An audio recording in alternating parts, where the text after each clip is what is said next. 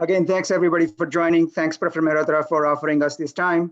We would first have Professor Mehrotra talk with our colleague Neha Soni, and probably it will be roughly half an hour, and then we will open up for question and answers. So as you all enter and you are listening to the discussion, I request you all to please keep yourself muted. We request you all to please put your information in the chat box, so that way you can introduce yourself, like your name, where you are, and from which batch you are. And if at all you're more interested, you can put additional information as well. We also request you to please have a question in the chat box. And so Neha or I will then unmute you, and you can ask your question. Mostly we would try to do it once Professor Mehrotra finishes his discussion with Neha. So with that, I have a couple additional information for you all. Many of you have been asking about our website and information. So it's CEPTAlumniamericas.org. It has been recently started, I think sometime in June. And thanks to many of you who have been supporting this discussion for quite a long time. So far, we have 134 of you join CEPT Alumni Association of Americas. And you can see this is the spread of CEPT alumni so far. We would love to invite more of us from 60s, 70s, 80s. And if at all you have known them, please reach out to them, invite them to join us. So far, out of 134, we have, this is the kind of mix from architecture, planning, technology, and design. And we would love to keep on inviting more and more people. So if at all someone wants to join, please use this form. Soon enough, I'll be putting this information in the chat box for you all to join. Last time, people asked us about preferred platforms and socializing and all. So we use LinkedIn as a platform for professional sharing our information. At the same time, we use Facebook for social sharing. So most probably, we would like to stick to these two platforms for social as well as professional discussions. And we request you all to please join our groups from these links. I'll be putting this link soon enough so that you can join these groups and keep communicating with fellow Septians. With this, I would like to hand it over to my colleague and a fellow Septian, Neha Soni. She is from Faculty of Architecture, Urban Design, batch 2004. And again, I would like to thanks Professor Mehrotra for giving us this time. Neha would like to introduce him and get the discussion started. Neha, the floor is yours. Thank you. Thank you, Vatsal. Thank you all for joining in. We have the pleasure to have Professor Rahul Mehrotra with us today. Professor Mehrotra is one of our distinguished CEPT alumni in Americas. And although he needs no introduction, I have the pleasure to introduce him. Rahul Mehrotra is a professor of urban design and planning at the Harvard Graduate School of Design. He's a practicing architect, urban designer, and educator. His firm, RMA Architects, is based in Mumbai and Boston. Professor Mehrotra has a wide range of contributions in the field of architecture, urban design, and planning across academia, research, and practice. Today, Professor Mehrotra will be talking about some of his works with us and will be sharing his journey.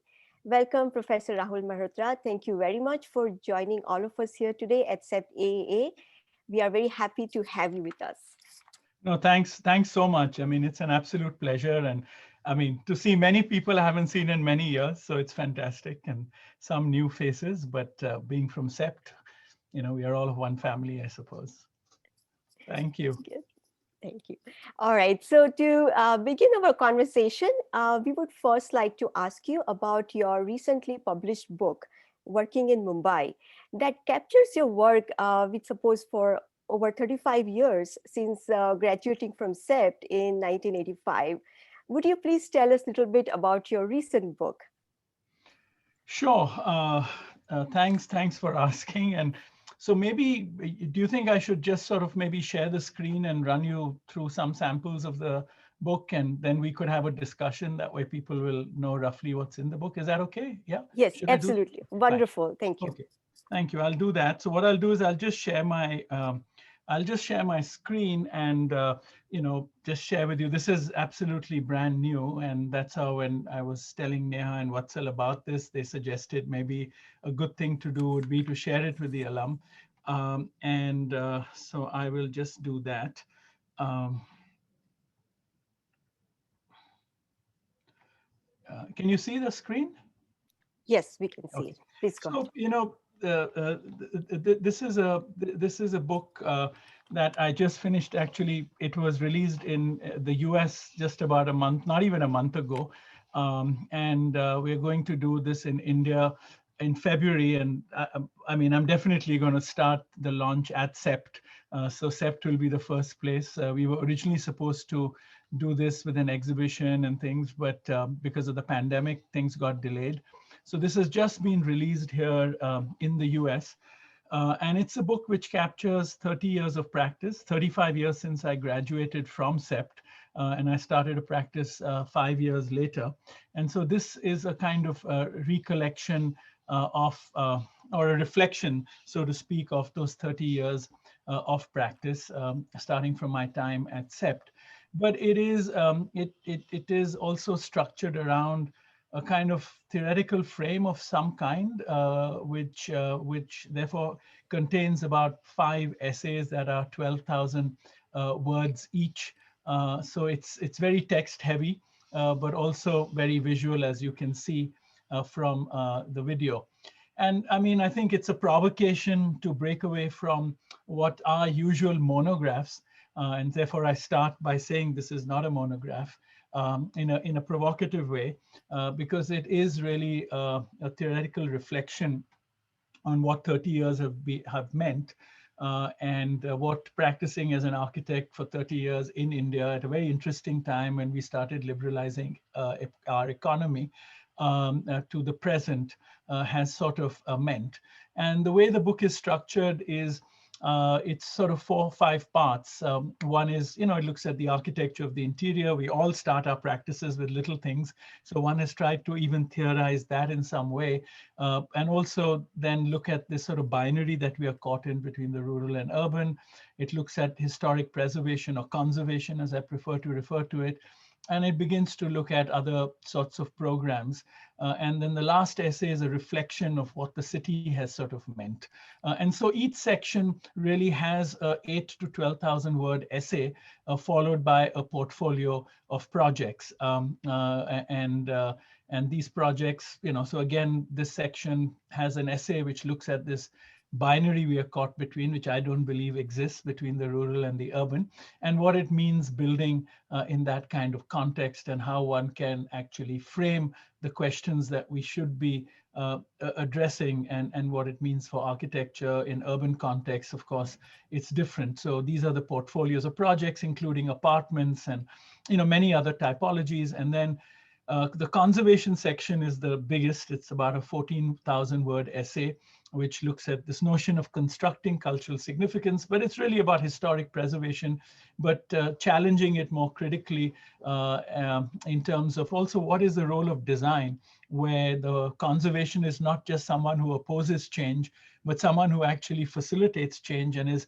part of the process of change. As I say, conservation is but one planning instrument that helps any society modulate the rate of change. And so as designers, we're actually at the cutting edge of that question. And so this long essay really tries to look at that. And then there's a portfolio of projects which range from our work in urban conservation to looking at institutional buildings like the Prince of Wales Museum, and then contemporary interventions that have been made in these projects, in these historic grade 1 buildings, and how one sort of brings a contemporary sensibility while building in a grade 1 context, but also some more authentically pure or more conservative conservation strategies in the master plan we made for the Taj Mahal for the ASI, but also setting up methodology meant very much for students too, to outline protocols and procedures that become relevant in our contemporary context. And this last chapter, or second last chapter, which is mediating the local and global, is really about looking at global programs like IT centers and other forms of programs that are not sort of, we can't look at our kind of indigenous repertoire of programs or programmatic spatial arrangements, but how do you root global programs, and how do you localize global programs, and how do you globalize local programs that grow very specifically out of our soil, but how they can resonate messages much more broadly. And so these are, again, there's an essay. We look at corporate buildings. This is one of our first projects in 96.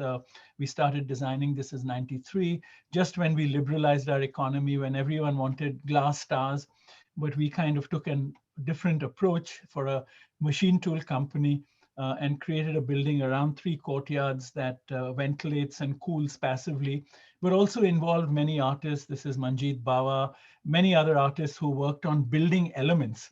This project wasn't published. The clients were very low key. And so might be the first time it's really being published. It was finished in 96. It was one of our earliest projects where we, with artists, took scrap metal from the machine tool company for who we built this headquarters and created this whole range of jalis using scrap metal. And then, of course, these are the local programs. So this is a campus for children from the slums, and it's an education campus. And we sort of restricted ourselves to building with materials that are used commonly in the slums as a way of creating familiarity, but also reconfiguring the materials in a way that kids from the slums, when they grow up, might be able to repair their houses with a different sensibility. And so that became a constraint. And of course, the book ends with a celebration of the library we've done at CEPT, which we're very proud of, and how, this whole approach of treating it as a critical conservation project where one is intervening in a contemporary heritage campus. And therefore, while the program required us to do a 6-story building, we buried 3 floors into the ground so that all the datum lines of the original building that Doshis have designed were maintained. So it was very respectful, but interpreted materials differently without sort of mimicking it. So the building really, goes into the ground by 3 floors and takes light all the way down. So this is what you see here is one of the lowest basements. So it brings in light through skylights and courtyards. And it creates a slippage in section of the different components of the building so that visually you're always looking at the diagonal. And then very much last minute, we were asked to also finish the plaza and add a canteen, which we did. And of course, this has been, a great moment for us and something that we are very proud of. And then the last essay, and I'll finish in a minute, is called Context as Generator of Practice, where one has really reflected on what the city of Mumbai has meant on our practice. I believe the place we practice in informs our sensibilities very deeply. And so here in this section, I've actually tried to make a reflection of, that's why it's called Working in Mumbai, on what the city has meant, and then what are various engagements with the city. I used to run the Urban Design Research Institute, and so the research projects, the lectures, the kinds of conversations, the exhibitions, and also the many publications we produced as a result of these research projects, how that has actually influenced the project, the practice.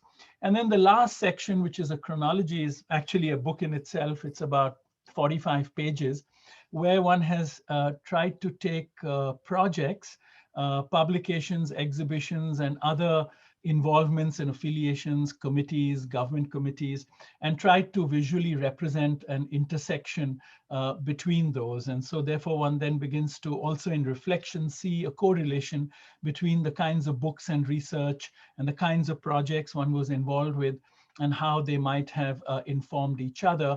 And sometimes, in this year, for example, it's mainly competitions, and we did the CEPT building, so we were very busy. In other times, there are more books. In other cases, the year is more exhibitions. And so this varies. What you see here under 2017 is a new building we've done for the Ahmedabad University, which just got completed, so we couldn't carry it in the main projects, but it's just another, it's right across about 100 yards from CEPT. And And then some things about the studio. We've actually credited everyone who's ever worked in the studio with their roles, which years they were in, and tried to kind of recapture that. So as I said, while you could imagine it as a monograph, it's really truly a reflection about 30 years, but a reflection which also celebrates failure, celebrates confusions, but also celebrates the work, which is what we should all be doing. And so this is something that I will do at CEPT around February. I've just been in touch with them. And that's when we'll formally release the book in India. Again, because of the pandemic, it's been ready for 6 months, but it can't reach out. In America now, it's available on Amazon. So it's just started in the market in Europe and in America. So that's a brief introduction of the book. Thank you, Vatsala, for the opportunity to share this. Thank you, Professor Mehrotra. This is just very awesome, wonderful. Thank you so much for sharing the details of your book. And it has amazing graphics. It looks very comprehensive. And I think it beautifully captures your breadth of work. And we will provide the link to this book in our chat box to all of the participants here. So you already talked about so many of your projects already, but I think we are curious and we would still like to ask you a few more questions. Sure. So I think you have given a very intriguing TED talk on the architectural wonder of impermanent cities at TED 2019 last year. So please share your views on impermanent cities and ephemeral urbanism. Why is it important to think of these concepts? No, that's a complicated question, meaning it could take me forever. Maybe it's better people see my 12-minute TED talk. It'll be probably more lucid. But no, I think, it's interesting and it's an important question. It was interesting for me. I grew up in Mumbai. I, was educated there before I went to Ahmedabad.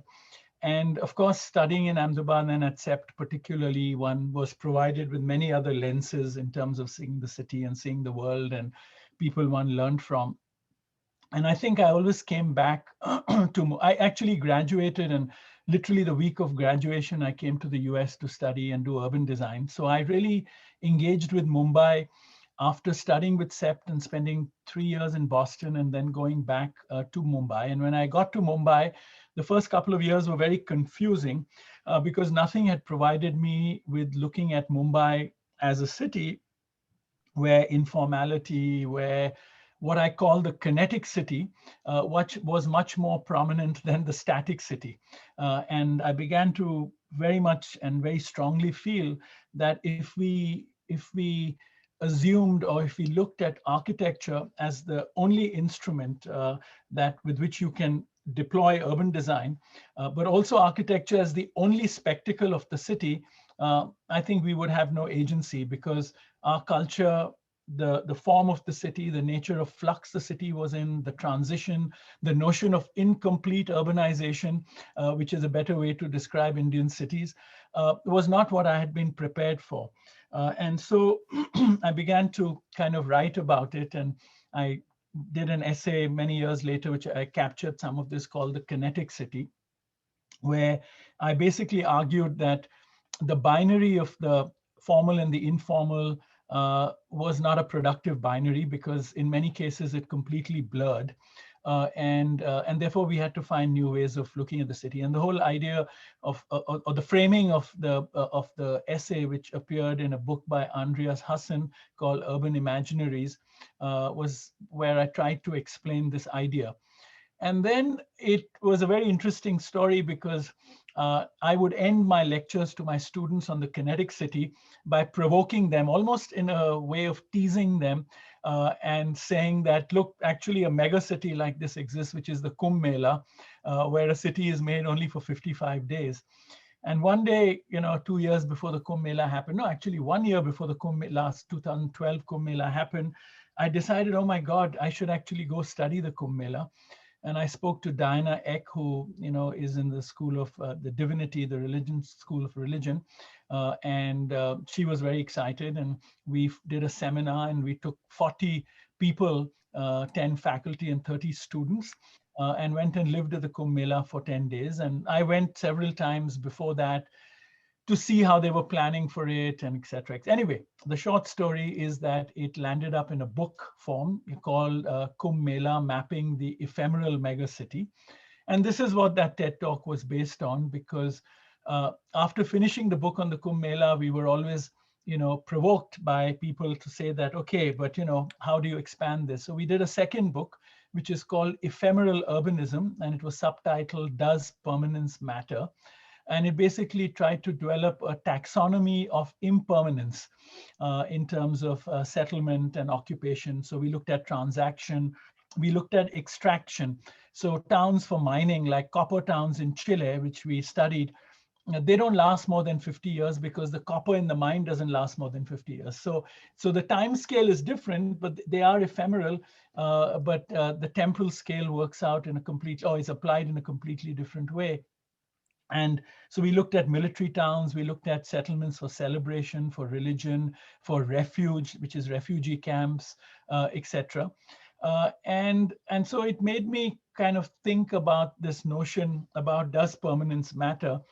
And the TED Talk that you refer to, just for everybody's reference, was really about asking the question that as architects, do we often make permanent solutions for temporary problems? And so therefore architecture then sometimes becomes the problem, not the solution. And so it's really a much broader plea for two things. One is to embed the notion of the notion of temporality more in our planning and urban design discourse, but also basically question things like the life cycle of materials, and a whole range of issues that open up as a result of asking that question. And so that is really what the provocation is about.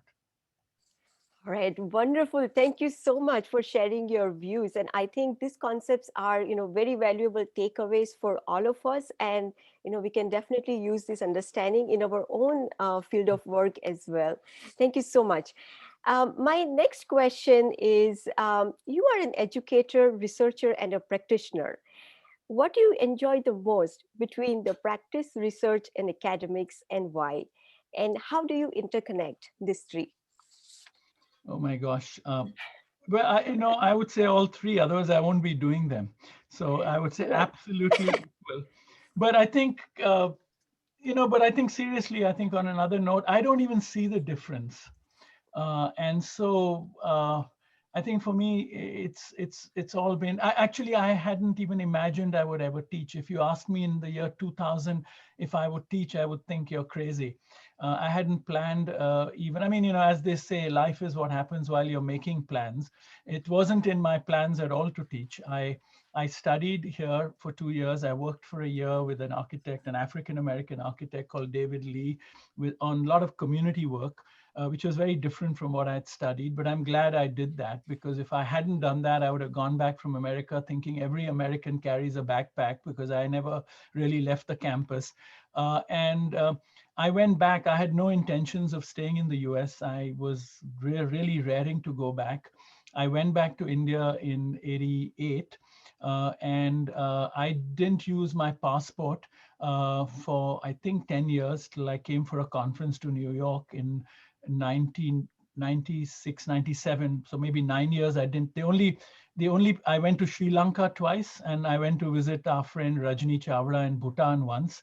But that's the only times I crossed the border of India. So I had no intention of even leaving India. I was so engrossed with everything I was doing and enjoying it, and never taught.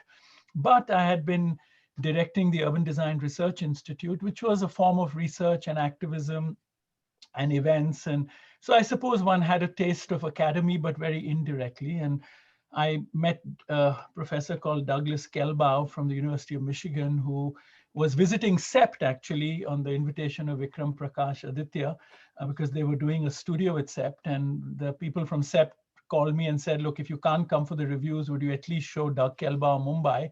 So I showed him Mumbai. We spent 3 days seeing Mumbai. This was in the year 2000. And at the end of those 3 days, he offered me a position to come and teach for a semester, because he had just received this big Taubman grant and they had a professorship. And so, of course, I said no. But my wife, who had studied at the University of Michigan, was kicking me under the table to say, you have to say yes. So I said, okay, yes. And I went rather reluctantly, I must admit, to teach there. And having spent that semester there, I just can't tell you, it was like a discovery and a joy, because one, suddenly enjoyed it very much. Came back for 2 years. I never even thought about anything till they called me in 2003 and said, would you like to come back to teach? And so then one thing led to the other, and one became much more part of the teaching scene, so to speak.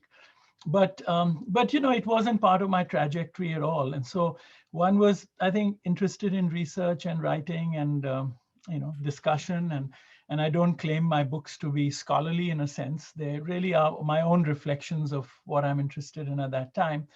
Now, how they connect, I don't know, and that's what this book was, an attempt to do that. And that's why I called it a reflection. And in that last essay, which is a lengthy essay, I've tried to do that, to see. But none of our research has been, and this is something I'm quite insistent on, it's not research. There's, I think, what is very popular now is people say, okay, I'm going to do a housing project, so I'm going to research that typology, and that becomes research. I think that we do that for our projects anyway. In fact, research has to be broader questions that you ask, which you don't even know how they will actually influence your practice. So when I ask the question, does permanence matter? I'm yet building buildings. I don't know how it's going to influence, but it's a question that interests me. And maybe at some point, it'll open up other ways of seeing things. And maybe it has already opened up. And I think I know in some places how it's opened up other ways, but you can never be sure. So research, at least in my view, or for me, is just a form of nourishment. It's a form of curiosity and of asking the questions, but without an intent of what it's going to inform. The moment you do that, you already restrict it, because you sort of answer the question, right? Now, having said that, at least in my own work, there are two kinds of research endeavors, which again, I've tried to describe in the book. One is, I call them instruments of advocacy. So advocacy has taken on a role, and it's also become very popular, and people say we are advocating for X, Y, and Z. Often we assume if we advocate, we make our own research for that advocacy, and we own the research and we own the advocacy. That's a very ungenerous attitude. So sometimes we have to make the instruments for advocacy, which we as architects are trained to do, which other people in the world can take and do things with. So, for example, I've done a book on a walking tour of the fort area in Mumbai. For me, that's an instrument of advocacy. It's something that I know younger architects have taken. They've formed walking tour societies. They use it to, actually they charge you, so they even make money from it. But for me, that's great. But it helps bring awareness about a place, right? And so for me, we've done a book on the Victoria Terminus. We've done a book on the Art Deco buildings of Bombay. For me, these are all instruments of advocacy that they go and they spread awareness, and they have their own life, right? And then there are other books, like the book I've just done on our own work, which is a reflection, which is, not research, but it's a reflection. So it's an introspection.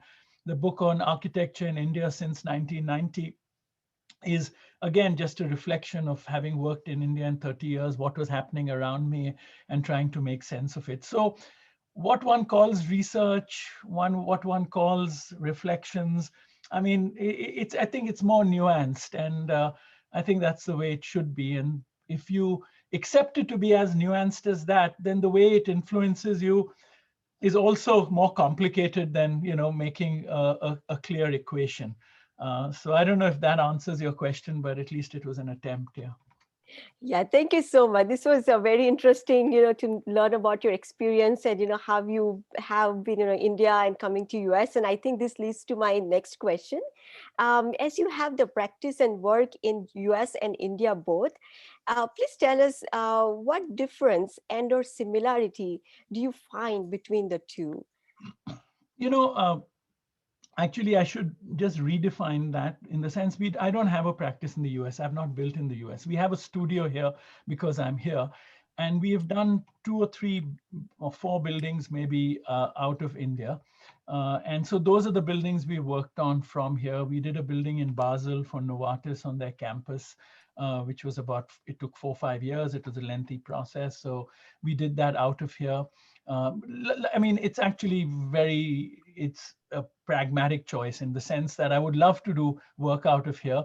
But the dollar rupee equation, I mean, I can't ask a client in Bombay or Mumbai or India for a dollar fee.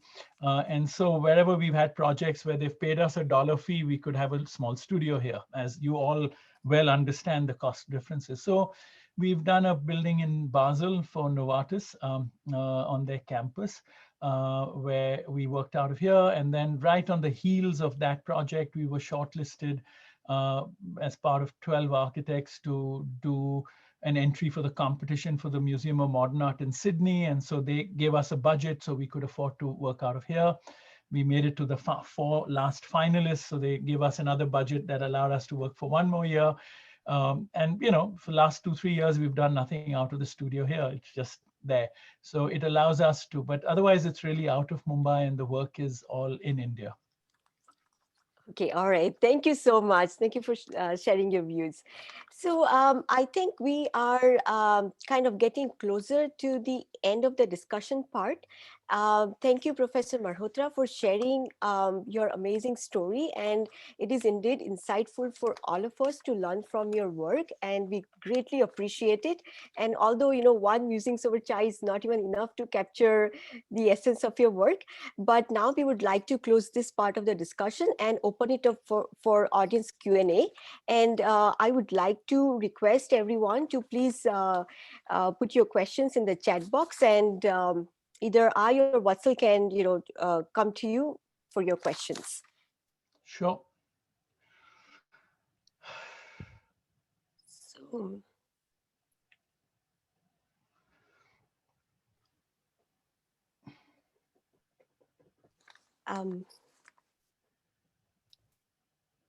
is there a question from Yes, Parth? Neha. Parth Bhavsar? Go ahead. Parth, Yeah. please go ahead.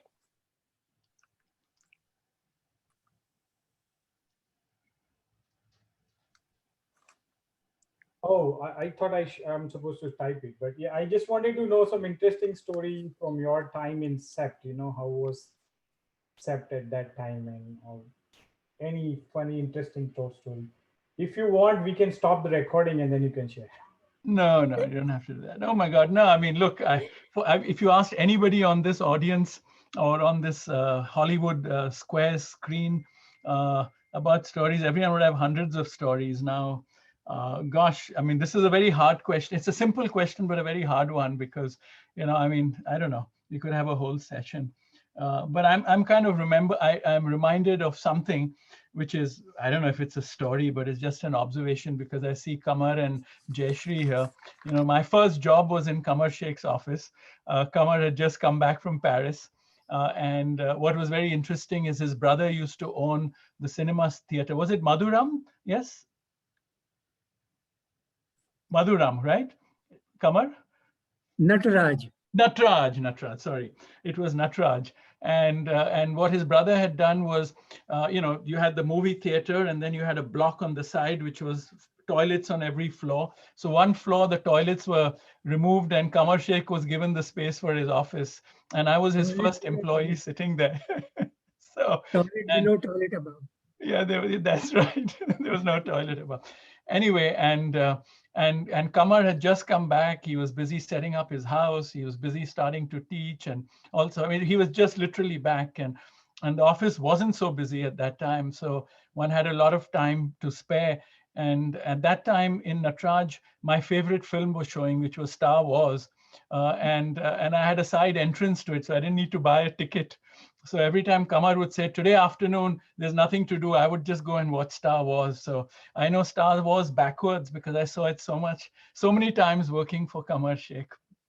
And I think one of the most memorable times in that office was when he got this beautiful painting from Sagra, which was, I think, about 5 feet by 12 feet. And I spent a few days helping him. It was quite an operation installing that large painting, which was on, I think, blockboard, thick blockboard, and installing it in his Jai Shefali house, I remember. But anyway, I just recall that. I don't want to say that's a funny story, but because I just saw them, I thought I should share that with you. But no, I think CEPT at that time, I was there 76. So, there are many people here, Kirti and many others, Sureshba and others who know the early years. But 76 was the time where we were the first batch that did a 5-year program in the architecture. They had just shifted from 6 to 5. So actually, there were 2 batches that graduated together. It was yet a very small school. Planning was not even 20 students, and architecture, I think we were 150 people on the campus. So it was incredibly intimate, which means one knew people all the way from the 68 batch to people who were contemporary to you. It was very intimate. And for me, coming from Mumbai and from a big city and all of that, it was remarkable for 2 or 3 reasons. One was, I'll never forget, actually, interesting now that I'm thinking about this, these are memories that are just coming back. My father was a manager for a air conditioning and machine tool company. And he, when I told him I was going to apply to the School of Ahmedabad, Architecture in Ahmedabad, I was 17 years old. He was a bit worried. And so he found an excuse to travel to Ahmedabad on some business thing to go and see the school. And he was very avisual. He had -14 number for his eyes, and he had a detachment. So his eyesight was as bad as you can get. So he was, as a result of it, very avisual. I remember he came back and he sat me down and he said, I know you're very enthusiastic about the school you heard about in Ahmedabad. And I said, yes. And he said, you should think about it. I don't think these guys have their finances together. And I don't want you to go to a school which is so young and it goes bankrupt or something. It's a private trust. So I said, like, what do you mean? And he said, they ran out of money. They haven't even plastered the walls yet. And he said, it's very bad because even the doors they saved on the hinges. They didn't put hinges on the doors because they were all those pivoted doors. And I was completely intrigued by I had no idea what he meant, because not like he bought a photograph and things. And I remember taking the Gujarat Mail, again, the 17-year-old, and I showed up, and it was, I think in June, it had just rained.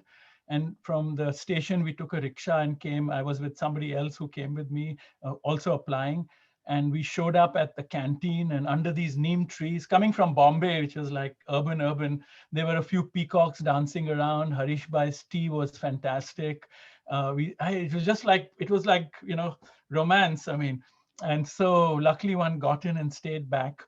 But also I think what for me was, and has been very significant impact when I think about it, is then staying in the hostel, and you suddenly were sharing rooms with, meeting, eating with people from across the country, from small towns, from people who, were coming from such diverse cultural backgrounds. It was just like mind blowing. And in retrospect, I think I wouldn't give it up for anything if I had to play it out again. So, yeah. Right, thank you. This is interesting. All right. We have next question from Ajay Nair. Would you please unmute yourself and ask your question? You missed out first one for Priyanka said. Priyanka's must be very academic, so maybe skip it and go to something else so we can talk about lighter. I'm joking. No, what is Priyanka's? Yeah, sure. Priyanka, please go ahead. Priyanka. Hi, Professor Mehrotra. You're right. Keep it light, Priyanka, no heavy questions. Rather heavy. But and I was just intrigued by the way you mentioned globalizing the local and localizing the global.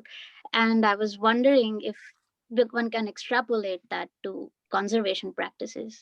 And what is your thought on that? What do you mean extrapolated to conservation practices?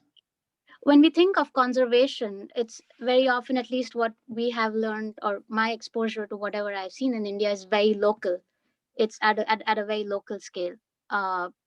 Can you extrapolate that in terms of? No, I think in the essay, at least, conservation has been treated separately. What I've tried to argue in the local and global is I've built on, my argument that I think with globalization and global capital, we are getting what I call the architecture of impatient capital. It's the architecture we see everywhere, the tyranny of images, where you have these glass-clad boxes that go up in all forms and shapes.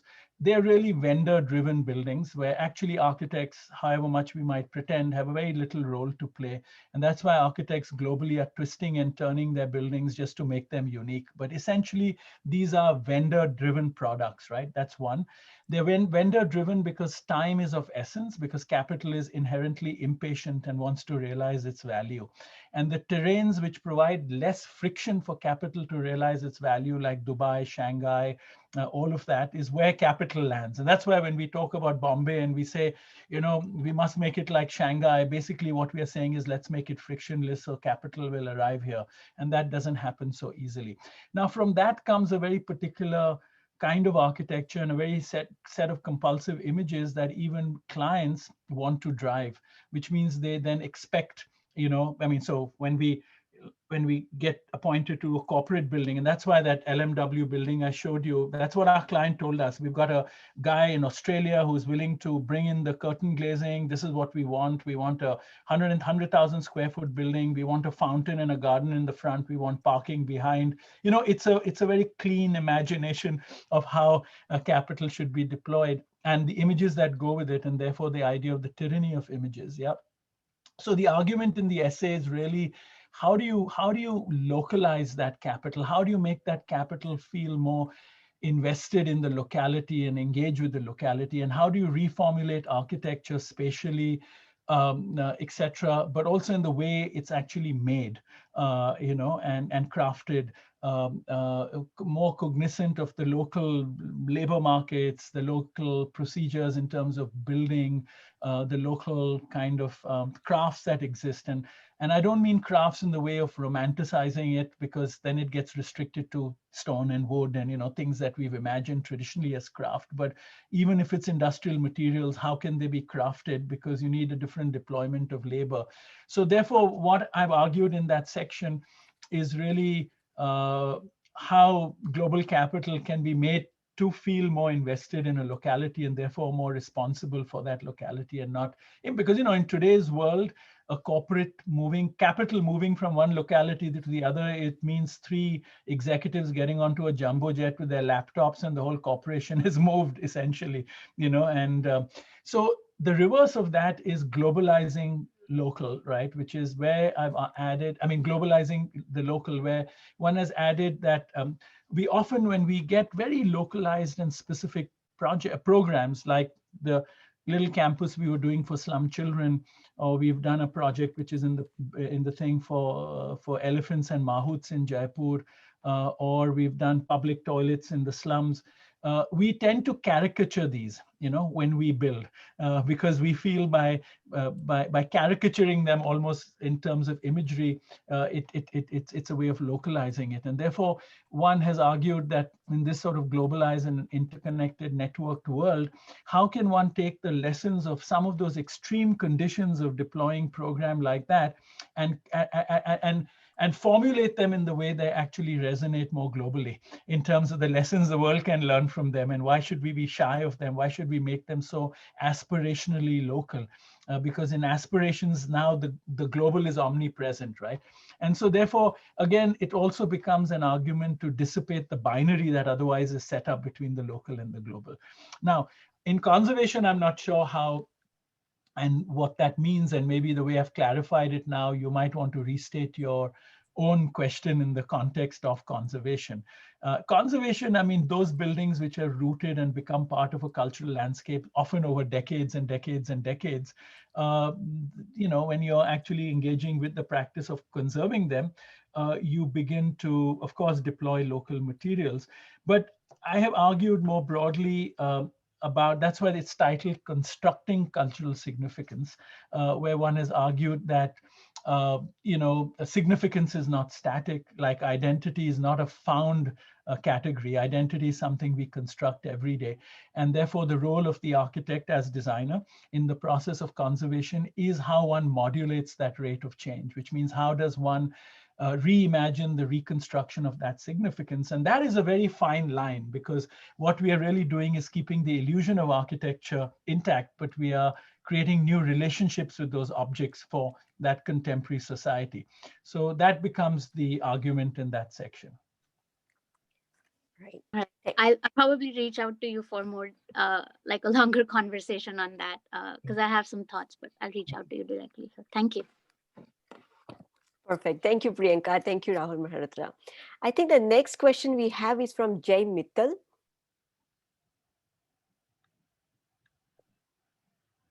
Hi, Rahul. You are a dream of most academics. In a way, how you climbed up right from graduation from CEPT all the way to GSD Dean. Could you share your journey in like small snippets? The challenges that you faced and the opportunities that you got and you tapped rightly, and any directions for folks who are in academia? Well, yeah, I mean, just to be very honest, my trajectory is a very non-conventional academic trajectory. And that's why I said, life is what happens while you're making plans. The academy wasn't part of my trajectory at all. And I'm totally honest about that. And so, like I said, now in retrospect, because I was working for the Urban Design Research Institute, I was doing things that involve setting up conferences and lectures and doing research and writing. In a way, in retrospect, one prepared for the academy, but I came to the academy really, much later. I was 40 when I had my first position as first visiting faculty. Then I came as associate professor, but I already had, let's say, about 10 years of building and writing and all of that behind me. And I went to the University of Michigan. I worked there for 3-4 years. And then, I was invited to come to MIT. And then from MIT, I was invited to come as chair to the urban planning department. I don't have a degree in urban planning, but at the design school, they felt that I had been working on urban questions. And they needed another perspective, someone who as a designer would come to urban questions. And so it's a very non-conventional trajectory. So I'm not sure how I can, give you any clues, because I would not suggest you follow that. It was a series of, I would say, not accidents, but there were opportunities that were very particular. I think things just sort of fell into place. So, I mean, that's one way I would explain it. The other way I would sort of say is that, sometimes I think if you just follow your interests and your passions, things sometimes without even you knowing it begin to add up, and somebody else recognizes how it adds up. And so I would say that one just had very good mentors. And so, Doug Kelbaugh, who's retired now, but I really, he sort of later on said to me, because he saw the combination of what things I'd done, that this potential was something that I should be doing. So, I mean, I would think he was an important mentor. And similarly, when I went to MIT, it was a Chinese architect called Young Ho Chang, who was then the chair of the architecture department. And we had worked on a competition together in China, which nothing came of it, but we spent a lot of time working on it together. And he said, look, you should be teaching, and you should be teaching at MIT. So he mentored me to come there. And then, similarly, I came to Harvard, which was a different thing, going back to my alma mater. And it's interesting now, many of the teachers who taught me at Harvard are yet there in the department. And many of them report to me now in a strange way, because I'm chairing the department. So it's an inversal, but they were all the very important mentors who made it possible. So I mean, and that's why I think in a way that one even reflects about research, you can be very conscious about the research you're doing, and you can make the research very opportunistic, where you say, because I'm working on a project for a hospital, I'm going to become an expert and do research on the hospital. And, it can be very mindful and very deliberate, right? The other way you can do research is just ask the questions that you enjoy asking and do it. And so similarly, in all our trajectories, I mean, it's always a combination of what is sometimes the most deliberate things never work out, and the things that you didn't imagine work out very easily. because when you get overly conscious about what you want to achieve, you often make the missteps because you carry the baggage of that consciousness, no? So I don't know. I'm just reflecting back. I think it's I don't know how to explain it, but I think I mean in retrospect, I would just say that really follow your heart more than anything else. Thank you. Thank you both. All right. So our next question is from Ajay Nair. Please go ahead.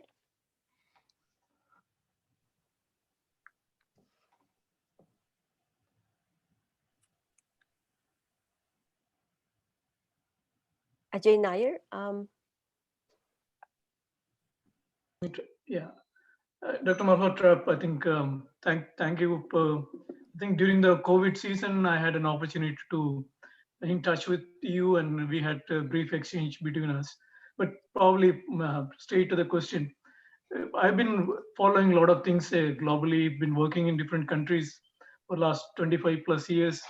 What I've been observing is the so-called automated supply chain activities in every segment of the life that is changing the way we consume, the way we build, the way we will be probably living in the future actually. So how does that supply chain of materials affecting the building design and city construction in the future?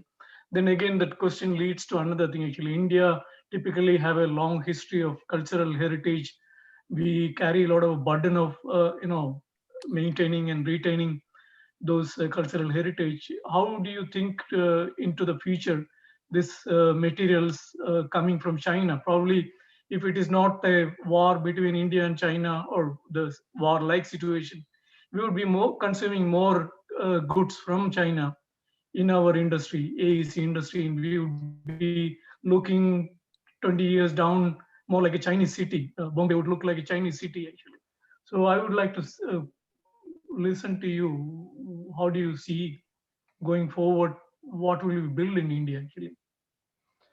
Oh, I don't know. I mean, that's like a complicated question, but I mean, there are many ways to answer that. I mean, if I extend what your question is, then I have to assume the floodgates will be completely open and things will go all over the place. But I mean, I think architecture has an important role to play here to show other ways things can be done, to not necessarily pander to that. I think if I was listening to your question 5 or 10 years ago, I would maybe assume that is going to be really the reality. With the events of the last decade, the events of the last year, I don't think it's going to be accelerated in the way your question implies. I think the local is going to have much more value. I think, as I've described it in something I've written recently in Domus, the way we imagine our home and our world has completely changed. And that relationship between our home and the world, and I mean home as locality, more or less, I think we've come to value it much more. I think we'll come to protect it much more. I think we'll come to make it more intrinsic to our imaginations. The world has become virtual. The home has become real. And it had inversed for a while, unfortunately. And so that is, I mean, so, this is an argument we can go back and forth. I don't think anyone could, I don't know, predict it or what form it might take. But, one of the things, again, that I've argued in the book is how do we as architects make our spheres of concern intersect with our spheres of influence? Right now, I think what is also implicit in your question is our sphere of influence is diminishing.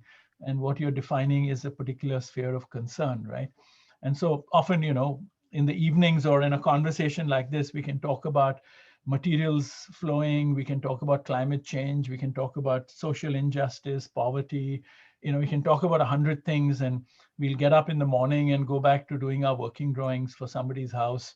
And suddenly you have really no agency in the world in the way we describe our concerns, right? So the question is, how do you begin to collapse those two gaps, And and I think, we all do it in our own small way, and we can do it in bigger ways. And I think that's what we have to hope for and strive for. And having said that, I think the other kind of clue, or the other thought, so to speak, would be that, and again, something one has elaborated as an argument in the book, is this notion of the context of the context. Now, as architects, we have been trained to understand the context. We look at the context as climate, materials available.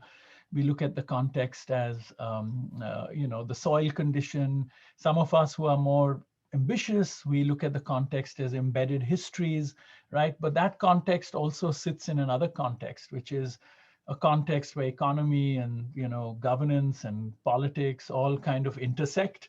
And so how does every building we do actually kind of nestle that idea of the context in its context? And I think that that intersection is where I think one can derive a lot of clues in the kinds of decisions we make and choices we make, in how, whether we deploy material, even going back to Priyanka's question. I mean, although that was specific in conservation, and I'm not sure I answered it or even understood it, but it can go to many aspects of deployment, even spatial deployment, in the way you say dissipate borders between economic groups that occupy a building.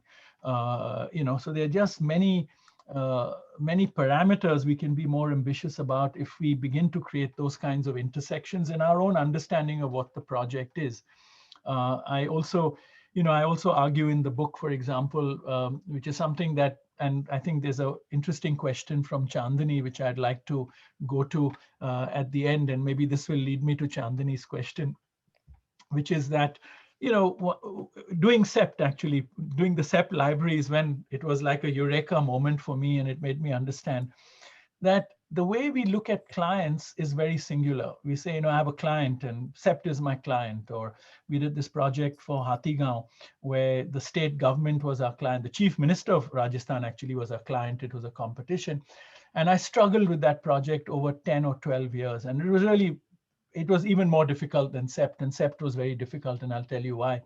But I then began to question, what is the client? And I realized actually the way we pick up the client is inaccurate. And a client is, you have to differentiate and nuance a client, right? So for me, a client is broadly three things or three entities. A client is a patron client, a client is an operational client, and a client is a user client. And these are actually differentiated entities, often with differentiated aspirations. Yeah? So often, so like if you're designing a campus, so like let's say we were designing low-cost housing for the chief minister. So the chief minister of Rajasthan, in this case Vasundhara Raje, was our patron client, right? Our operational client was the PWD for 1 year, then they changed it to the RTDC, then they changed it to the Forest Department, then they changed it to the Amber Development Authority, then they changed it back to the Tourism Department. So they were operational clients that were moving around, but let's say it's the PWD, right? And the user clients in this case were, 100 elephants and their mahouts and their families. Now, what's interesting is that they had no interconnection with each other at all. The PWD engineers were scared to approach the chief minister. We had to set up the meetings so they could talk to the chief minister. The mahouts and the elephants were, looked down very badly by the PWD engineers, who were really essentially all male and all very chauvinist. And so they gave them no chance or voice. And the chief minister she would not go and come and meet the mahouts, right? And that's not likely to happen except when the project was inaugurated or if the foundation stone was laid. So we found we were actually playing the role of mediating, like bridges between these three constituent groups, which are all the clients, right? And so therefore I understood from that project that if an architect can actually bring and recognize the aspirations of that differentiated set of groups on the same plane, then you'll get a project that is meaningful, right? Now, in a single family house, which is our dream projects, we all publish our single family houses because they turn out to be perfect. That entity collapses into one. I mean, the only difference is it could be a couple who don't get along and you become a psychotherapist. But besides that, it becomes one entity because the operational client, the user client, and the patron client is one. And that's why in a single family house, I believe the frictions are very little. It could happen in other projects too, where the patron client is very operational, but a single family house is where that happens. In CEPT, let's take CEPT, for example. And Chandni, after this, I'll go to your question. In CEPT, who are the patron clients are the Ahmedabad Education Society, right? The operational clients is the campus committee and the campus architects and the president of CEPT and all of that. The president of CEPT, you could argue, is 1 foot in the patron client and 1 foot in the operational client. And the users are the students, right? And so for me, it was really a matter of then negotiating. And so we did many public presentations with the students. I talked to a lot of students. I'm not saying that resulted in the perfect building by any means. I mean, people might have many differences of the building. Let's accept that. But it allowed me to begin to at least navigate between these. And the Ahmedabad Education Society, I luckily happened to be doing another project for people who are in the Ahmedabad Education Society, which gave me access also to the Ahmedabad Education Society, which in all honesty, sometimes Bimal Patel would also tell me, look, why don't you go talk to them because you know them and, you know, present this. So I was kind of playing all these roles and actually connecting between these three constituencies. Again, this is only clear in reflection. While I was doing it, I was just doing it to save the project or to get a little more budget, or if someone didn't agree with the decision, try to get the other people to reverse it, you know, etc. Just playing the politics of any usual project. But in writing this book and reflecting about it, I think for me now that has become a very important way of understanding the projects. And the last few projects we've been engaged with in understanding that, it has allowed me to see things quite differently. So then with that, I'm going to go to Chandani Patwa's question. If time permits, you may have been asked many times, what were some of the challenges designing for CEPT campus?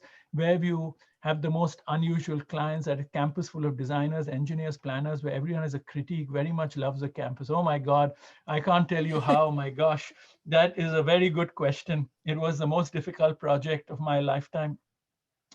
It was difficult for 2 or 3 or 4 reasons. One was it was very difficult to step into a situation which was incredibly already polarized just because of the change of guard between the old and the new guard. There was a camp that was very much, you know, I mean, yeah, there was, you know, okay, let me say there was a Doshi camp and there was another camp that was all the, you know, new people who were running the school. So there was a lot of polarization and there was, you know, just a lot of heartburn. And, you know, from that, the very difficult narrative to deal with was that, you know, it was going to be the, well, I mean, there have been other buildings on the campus, but recently a building designed by someone else on the campus. So that was, I mean, a very difficult atmosphere to come into. Also because, you know, I mean, I was getting calls from Doshi not to do it. I was getting calls from people, you should do it, you know, so it was like, one had to very deeply introspect to decide on taking it on or not. The second difficulty was really that the master plan had already been done. So we had no say in where to place the building. And the program for the building would have required a 6-story building for the library. So that was like, I mean, I decided that like wasn't not going to be something I would do. And so that was very difficult. And then the third difficulty was, as your question said, the committee was not only all architects, but the committee was all architects who had also ragged me when I had come in as a junior, right? So they were all my seniors who, like, you know, like already, I mean, from the first day were looking down at me, but in a very nice way. I mean, they were very, very supportive. I don't mean it in a negative way, but it was intimidating because these were the same people who, you know, you had looked up to in great respect, and therefore everything they said meant a lot, which means that one got huge amounts of inputs, which, you know, one had to assimilate, one couldn't take lightly, right? I mean, where do you have a client when you present the project to them? You know, how do clients usually respond? Either the cost is too high, or make that door bigger. I want my main door to look bigger, or make the storeroom bigger, or, you know, there'll be things like that, or what materials. But here I'd have clients who I would present to, and there would be silence for 5 or 10 minutes. And then someone would say, Rahul, I completely disagree with the attitude you've taken in the way the building touches the ground.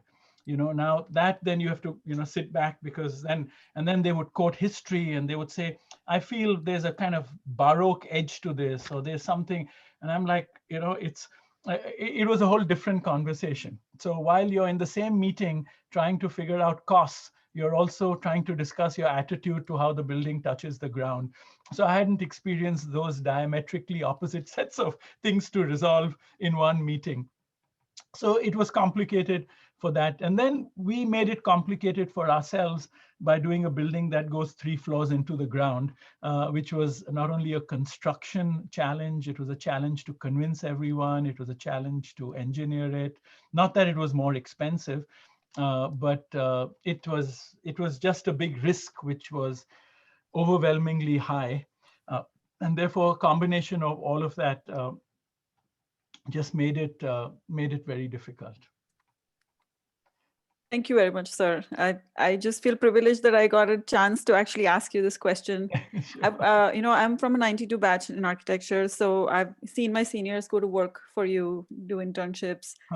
Later on in the years, I've had a chance to see a house designed by you in Ahmedabad, the orchard house, or the mango orchard, family friends. So when I heard that you were working on the campus, the first time the renovations happened, I was like, I would be terrified. So, I was terrified. It's like being in classroom all over again, your designs being critiqued in all this cryptic language, sometimes passive aggressive and sometimes direct, while you're actually trying to build, like you said, with, cost, constructibility, sensitivity. You can't call it historic, but historic preservation, all of that. So I appreciate. Actually, Chandni, you should have answered the question for me. You're doing a better job. But but I'll say one thing now that you've brought this up. I mean, that was one of the big challenges. I mean, of course, cost was a big challenge, and there was a lot of pressure to do the buildings using the same vocabulary of the older buildings in brick and concrete. In fact, and someday I've saved all these in my archives, the amount of options we studied. And then finally, I think in my mind, at least, and in my mind, the resolution was really finally that this generation of architects, I mean, including from the time you studied, are going out into the world and they're confronting. And I go back to I think, was it Raj Iyer? No, I forget who's the Jay last. Nair. Ajay Nair. Yeah. His question about materials. So it was really about also saying how one can respect the older buildings by maintaining all the datums and the heights and the proportions, also the concrete in a base, but using the concrete in a different way, but also deploying a whole range of new materials and showing ways those new materials could be adapted, from plywood to gypsum board to glass to steel. So therefore, then finally, we took the attitude that, look, let's make it a vocabulary of materials. We've also developed a handbook in Gujarati and in English, which is a handbook. It's a 20-page handbook, which shows how for different season, for different times of the day, for different months, how the louvers should ideally be fixed, because each louver has 6 fittings, has 6 fixing positions. And so we've kind of done that almost in a way. Unfortunately, it's not been used like that, and I hope someday someone will. But one had also thought of it as a teaching tool of how people could measure temperature. If a building goes 3 floors below the ground, what would those readings be? So could passive cooling be taught through the building? Maybe it doesn't work, maybe it works, maybe that's itself a lesson. And similarly, how the facade can be set for literally for every month through the year in ideal situations for each side of the building. So we actually did a lot of that. We did a lot of drawings. We made a 200-page portfolio of every working drawing, which is in the CEPT library. We've given it to them for reference to students. So we began to then also see it as something that could be a learning tool. Thank you. Appreciate it. I mean, it opens it up to a lot of criticism, so it makes it more susceptible, but we felt it was worth it. Great. Thank you, sir. Thank you both for an interesting conversation.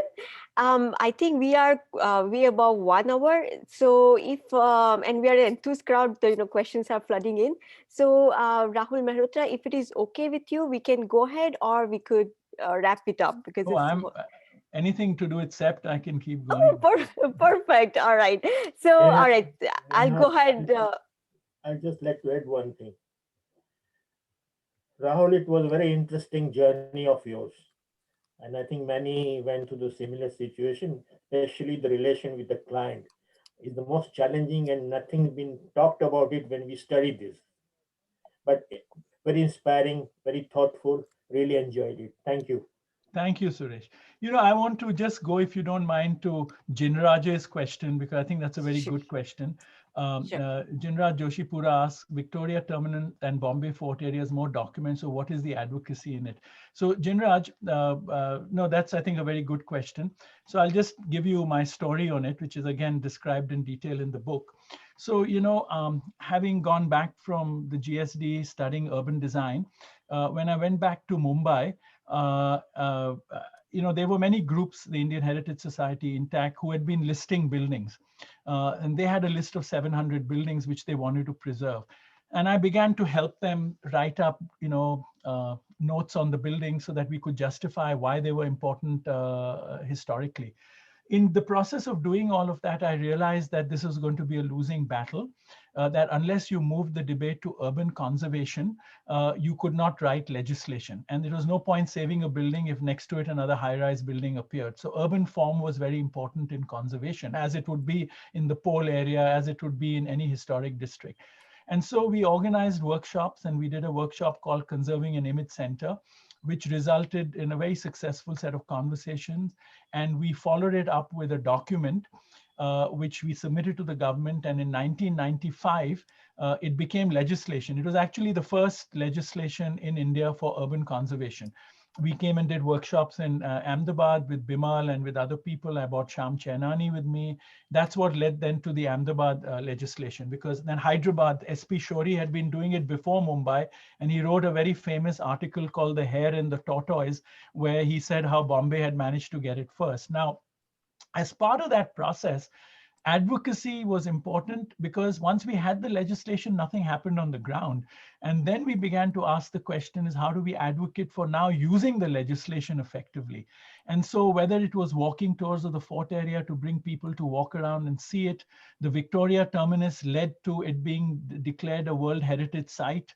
These became very important to bring attention even within the city to these areas. We followed that up with doing the Kala Ghoda Festival. That was a festival that was organized to raise money to restore the Elphinstone College, to restore the plaza there, to restore buildings around. So these became, that's why I call them instruments for advocacy. They became instruments in two ways. They began to actually create awareness, which means it allowed other people to get the knowledge to fight for the same causes, which otherwise we tend to keep in our own head. So it became a form of sharing. But it also became a form of us having a credible voice. You see, I think in society, what has happened is architects have lost their credibility as a voice. And that only comes by us establishing expertise. And the expertise comes by us communicating these things. And therefore, I think these forums become important in the way we can build constituencies, like perhaps politicians build constituencies. So I call them instruments of advocacy from that perspective, and you have to contextualize it in that frame to understand why they were instruments of advocacy. Right. Jinraj Joshi, I think you are on mute. Would you like to say something? Yes, we can hear you now. Rahul, where are you? No. I'm right here. No, I can. Okay, I was not being critical. I was asking you what were those instruments of advocacy, because every time I was born in Bombay, I lived in Bombay, and I go to Flora Fountain and I see those historic buildings, that library of Cecil Bidoun and all that. I love the fort area. Yeah. So I also took a walking tour of one of the architects, which Akhtar Chavan introduced me, and I was very happy because some of the buildings did not know the history of it. Yeah. So I'm very happy that what has happened and what instrument of advocacy you are talking about has been implemented. And every time I walk more and more streets in Bombay, I find more and more historic buildings everywhere, small, which were not preserved. They are degraded. And I often feel, oh, let me buy this whole building and restore it. Like the Premabai Hall. Not Premabai Hall, sorry. Our Opera House has been restored. Yeah. Bombay, near where I live. If you go into the fort area now, say for example, if you went back to Flora Fountain now, not only has the fountain been restored, but all the hoardings in the entire Flora Fountain area have been removed. So all those buildings. Excellent. Yes. So, and I think this comes slowly, but it comes from awareness. Now, whether a lot of the buildings are caught in rent control, they're caught in tenancy problems. So they are cess buildings. So there are many problems. But the point is, that whenever they get restored or whenever they get demolished and rebuilt, they have to be within the fabric height. They have to be within the form. The setbacks don't apply so that you won't disrupt the urban form. That's what the legislation did. Because otherwise, if money is suddenly unleashed, and we were particularly worried in they will destroy everything. They will destroy everything. Everything, exactly. So let me just say two quick things which would be of interest to people. We got worried about this in 92, 93, just when India started liberalizing its economy and people started talking about global capital coming in. So we realized that this was going to destroy the fort area. So that is what spurred us on, right? The reason we were successful, and this is the real secret, that we didn't get opposition from the Shiv Sena, which was a government in power at that time, or even the developers lobby, was because if you think about it, any building in the fort area is usually 3 or 4 floors high, and it has no setback. So it consumes 4 FAR or FSI, right? Yeah. If you demolished it, you would not be able to build more than 1.33. So it's a disincentive for anyone to demolish it. But before the FSI was increased, we said we should put the legislation into place. So that was the thinking. No, excellent. And I'll tell you, if you ever come to Puerto Rico and San Juan, we have a whole old city at the time built in 550 years ago, old city. In San Juan also, we have created similar kind of guidelines and the legislation so that nobody can destroy it. And so I thank you so much for you and all the people who are involved in this, for preserving it. Yeah, it's a big group now, yeah. Can I ask a question? Yes, Kirti. Well, first, was nice to see Kamar and Jayashree after almost, I don't know, 40 years, 45 years. So, and I don't know whether you are at in Ahmedabad or you are in New Jersey, but regardless, it's nice to see you, and probably next time you come here, we'd like to get you to. We are here. Next time. We are here at the time, at this moment. Okay. So we'll host you a special reception for your sake. Oh my God. You are, as Rahul says, you are his first kind of boss. So I think I had a great lot of memory of us. So we'll do that.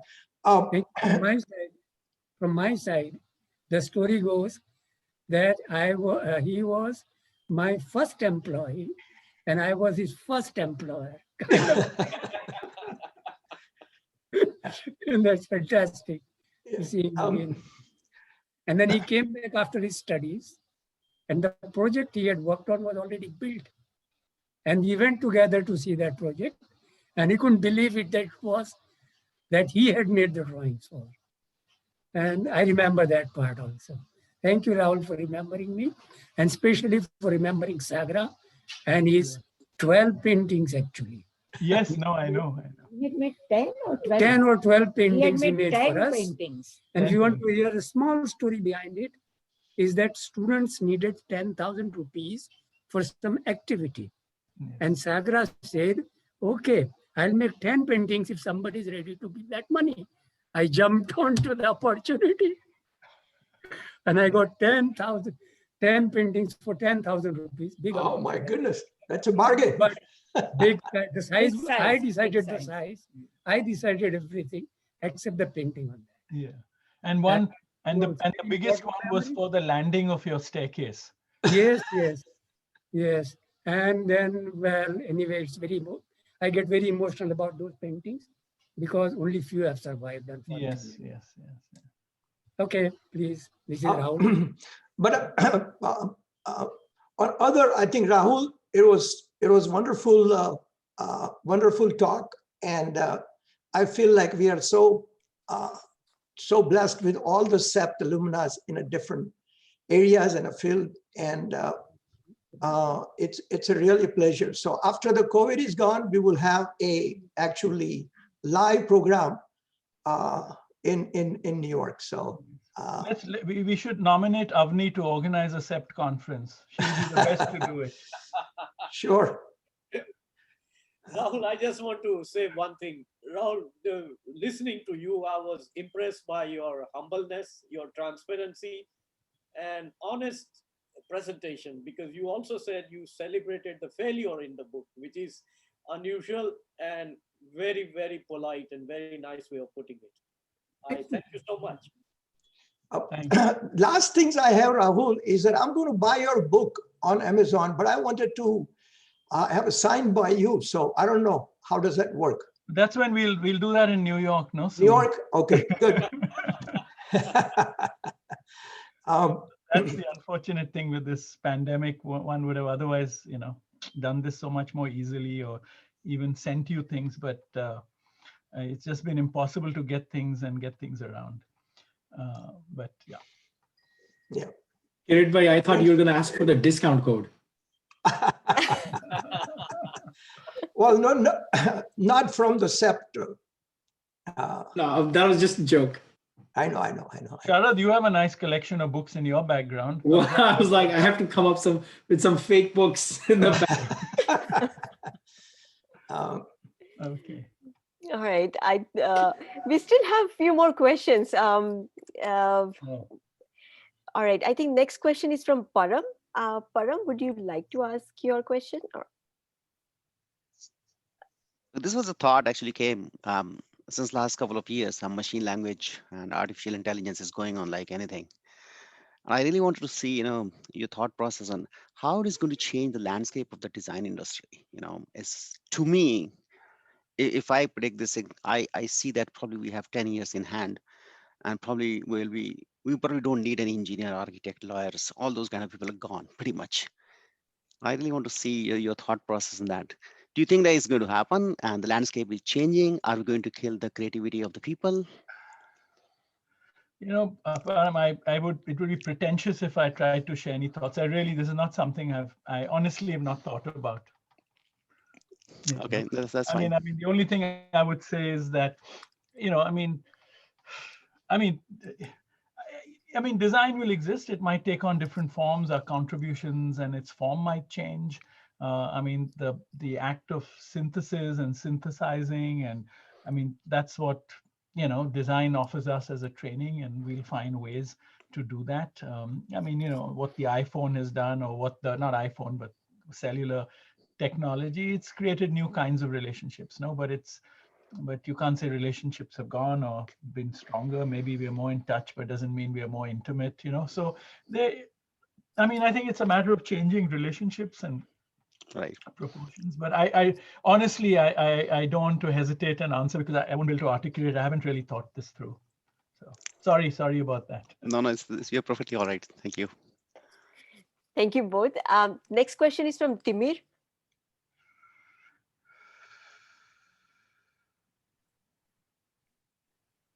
Timir, you are on mute. Yes, sorry. Yeah, my question was quite in line with what Parth Bhavsar had asked, but I would like to ask it a bit differently. Wanted to know about, your most memorable experience or some kind of experience that you would like to share with us through your career journey in the US. In the US? Yes. Oh, gosh. Oh, I don't. Well, somebody else ask a question. If something comes to mind, I'll bring him. Sorry, there's nothing. Or in terms of challenges or how it differed in terms of your experience in India and then when you came here, what kind of challenges you had to go through?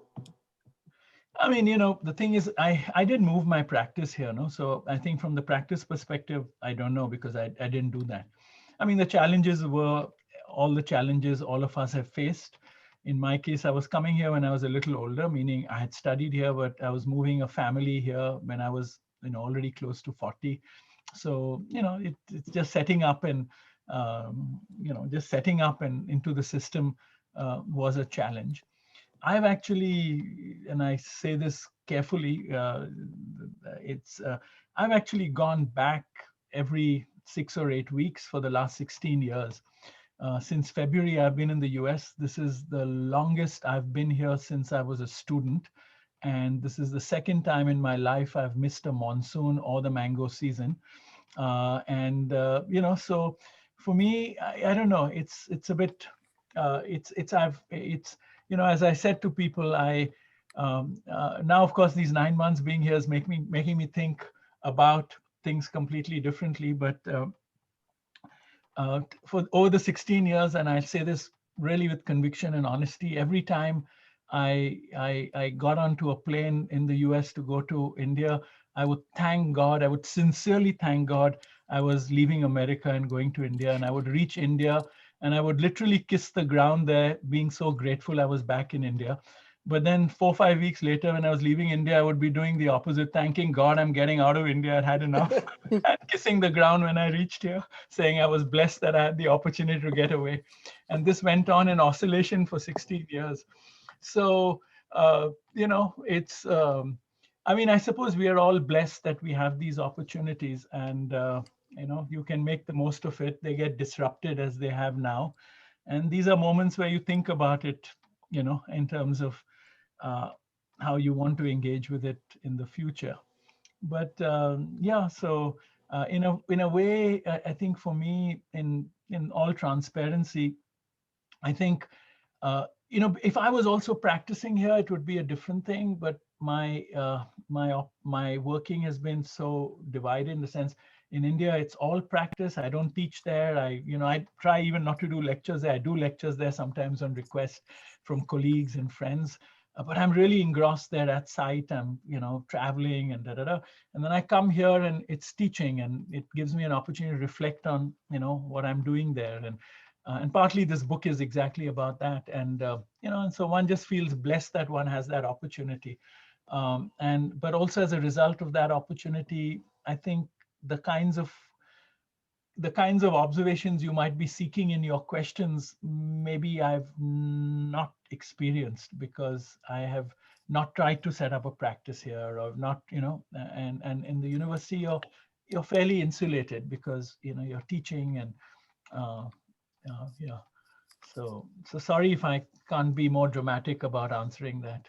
No, I think you answered it quite well, because generally people like us, for an example, I came on the student's route. I came here as a student. I had a different way of coming to US and settling here. Some people come with their families. You had a bit different route. That you came here with your association with the universities directly and got into the teaching. So I often have, especially Indian students, I have Indian students who, after they graduate, they set up an appointment and they come to meet me, and then they ask me this question. They say that we'd like to do what you're doing. Please tell us how we can work in India and we can live here. And I say to them that, look, why don't you leave next month and go and work in India for 10 years and then come back? They never come to meet me again. So there is no magic formula. I just happened to do it the other way. I did it in opposite. And what was very interesting, and I'll say this as a very personal story, when I decided, after being in America for 2-3 years, when I studied, when I announced to my close circle of friends who were largely from Bombay and who were largely in information technology, And that is, I'm talking about 88, when Route 128, Silicon Valley hadn't even yet happened. It was all beginning to take off. They were shocked, and they were, I mean, they were taking me out individually for dinner, offering me loans to buy a car. Is that what you need? Do you need, I mean, they just, I mean, in a very nice way, because they just couldn't see the logic in going back to India. And, and I'm not exaggerating, and this is very interesting, that when I decided in 2003 and between 2003 and 2007 to spend time here, those same friends were all now like saying, my God, you're coming from India. India's booming. This is when our economy was booming, and everyone was building a mall. Everyone and his uncle were building a mall, and all that kind of. And a lot of my friends actually in the information technology sector moved back to India, to Pune, to Bangalore. Of course, they all came running back in 2-3 years, but they actually moved back because they felt. So we were kind of ships passing in the night in a sense. And so it also depends on which profession you're in, and all that kind of stuff. Thank you. Thank you. All right, next question is Hemin Modi. Good evening, sir. As Chandni said, we are so privileged. First of all, thank you so much for an amazing discussion. I'm from Interior Design 92 batch, and I'm super fan of your work, by the way. In 92 thesis, I'm from the second batch of interior design. So there were not many practicing interior designer. Of course, there were none. So all the architects who would do the practice as an interior designer. And my thesis was on light and space, and I was focusing on a merchandising area. And I was having so hard time to find a good space where I can case study. And then surprisingly, I came across Bandage. And it was so amazing to be part of the whole process. I studied Bandage and a store called Parcos, which was also on CG Road, which was amazing. So thank you so much for opening up the whole interior design lighting chapter, and I'm enjoying so much. So thank you for that. And my question simple is, it's such an incredible journey, and I've been reading about you also. So apart from design, teaching, traveling, as you said, and research, simple question, how do you keep yourself motivated spiritually, physically, other than design? So how does that work? Because I'm sure everyone, one of us, if you take the design out of us, I don't know how else we can live. So. Well, God, that's too heavy a question. So no, but I just, as you're talking about interior design, I just want to say something which I think would be interesting for everyone. It's, I mean, in big cities, we all start our careers through interiors, right? And that's why I dedicated a whole section in this book called The Architecture of the Interior. And, when I started my practice, we were lucky we got 1 or 2 houses to do, but it was largely interiors that were coming my way. And I remember talking to Anant Rajay, who by then had become a mentor. I did my thesis with him. I did my final year studio with him, and he would, and I'm sure a lot of you knew Anant Rajay. And he agreed to do my thesis because it meant he had to come to Bombay, which he loved. And so every time he came to Bombay, I would drive him all over the place and we would go visit sites. I was doing my thesis on buildings in Bombay. And so, of course, when I met him, when I started my practice, his advice was, he said, in interiors, what we must do is we must confront the architecture. And once we confront the architecture, then we move away from decoration to design, And that was such an important clue that all the projects we did finally, even those interiors, however small they were, whether it was a restaurant or it was Bandage, it was about how do you confront it on architectural terms, which was, I think, what made the shift. And that's something I always remember Rajay for. So even in Bandage, it was a basement. And I said, my God, what can you do architecturally in a basement? And what we did was we said, let the structure disappear, that when you come into the basement, if you don't expect that heavy structure, what would it be? And that, so, it was always about trying to see how architecturally one could modulate it. And I think that was very, very interesting. I mean, your main question, I don't know how to answer. I suppose what they say, in life, finally, figure out what you enjoy doing and then get someone to pay you to do that.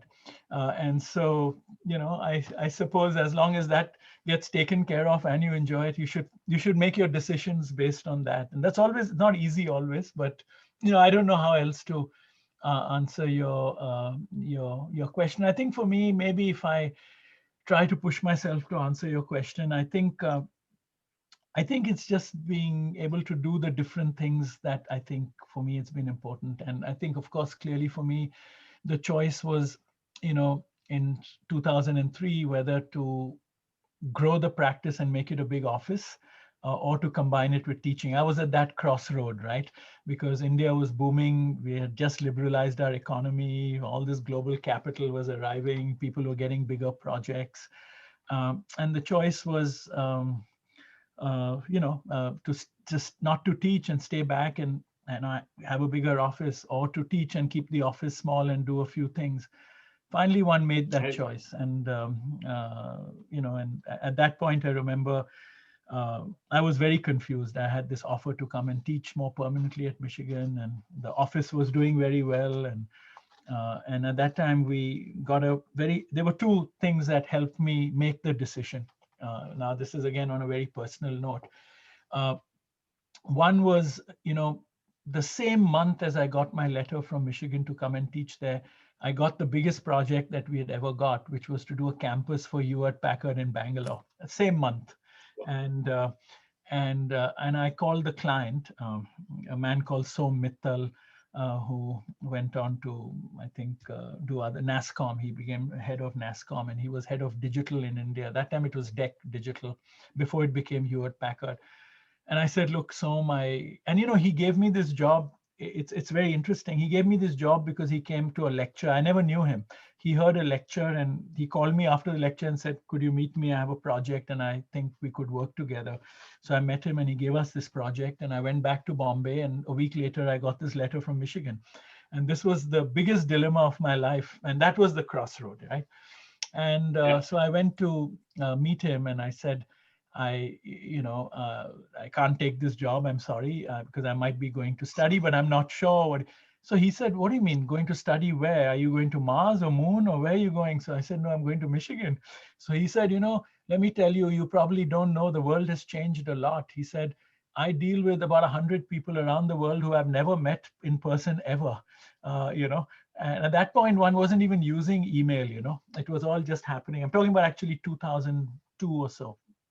And, we were not using email as much. I mean, some people were, but it wasn't so much part of our lives, where if someone doesn't respond in 1 hour to your email, you get worried that they're upset with you. So he said, this is a virtual world and I'm happy for you to be in Michigan. Can you connect with me every week? Can you talk to me on the phone? I said, yes. But even that didn't convince me. And I came back to Bombay, and someone else had been working with, who had set up Pukar. I think Avni might know them, others might know them, Arjun Apudarai and Carol Breckenridge. And, we were having dinner together and I said, guys, I'm so confused. I don't know what to do. And, Arjun Apudarai, who's a well-known academic, he said to me, I thought he'd give me some really fundamental advice about how to juggle academics. And he said to me, Rahul, the Chinese have a saying, when you come to a crossroad, keep going. And so, finally, you follow your heart in a sense. And so, I don't know, one day I just got up in the morning and we decided, let's go and teach, So sometimes all I'm saying is that these are, it would be actually a falsification if one over-rationalize these things, One can try to explain them in the context of conversations or advice you hear, but finally we all synthesize that advice and, what's going on in our inner lives at that time. And so to go to your question of the spiritual, I think it guides you in some way, but it's also at some level very pragmatic, no? At some point you think, sometimes I think going back to Jinraj's sort of question, at that point I was fed up in Mumbai. I was in something like 12 government committees. I can't tell you, every Saturday, Sunday, all I was doing was committee work. I was fed up. So sometimes I think I made the decision to go to Michigan because I was so fed up with my weekends not being my own. So it might be a practical reason like that, or it might be something deeper and spiritual. Very hard to be objective about this. So interesting. Yeah, I mean, I get so many clues, when you're telling me that. I think the combination of this teaching and practicing, I think it's such a fascinating stuff and so satisfying. Yeah. And especially if you can do it in 2 continents, it's even more amazing. So thank you so much for the insight. Thanks. I'm often asked the question, how do you manage? And I say that when you use the word manage, there's an assumption that I am managing. So it's also a bit messy, meaning it's not, it's maybe I'm making it sound easy, but, it's fraught with all sorts of dilemmas and challenges and, which is the subject of another conversation. I mean, I might add that when I worked with Page office back in 80s, and he always says, what is really critical for making decision, whether you have a fun or not doing what you're doing it. Yeah. And at any point when you are just dragging doing things, that's a time to change. That's a crossroad. Yeah, absolutely. I often say, and I say this half jokingly, half seriously, even today we are doing very small projects. So we are doing a mixed bag. We recently did a small staircase for someone's apartment.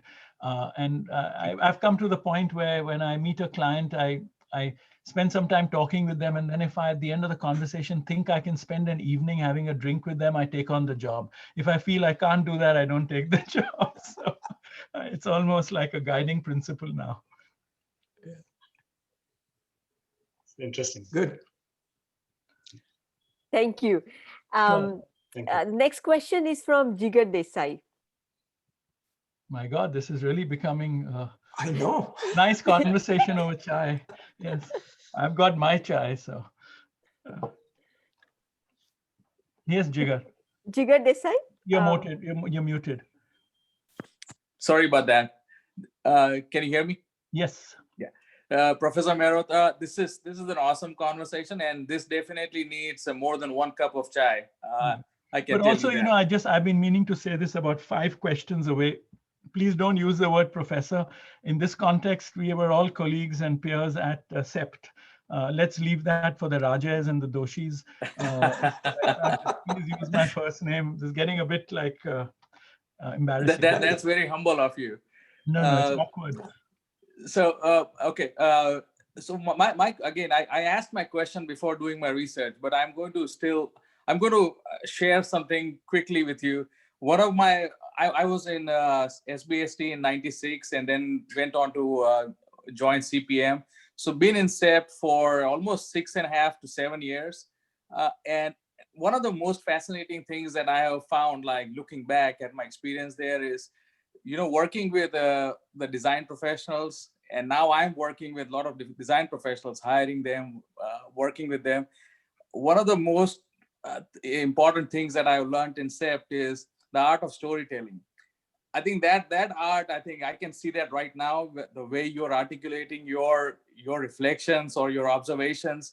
I think that sets, most of the Septians apart from our competition. And doesn't matter how smart you are, but if you cannot sell your story or if you cannot sell your message, it's all kind of all a waste. So I think I thank CEPT for that, and I think I hope that even after the becoming a publicly funded college, that thing still stays and that culture still stays. I haven't been there for the last like 10 years, but I hope that DNA of CEPT still carries on.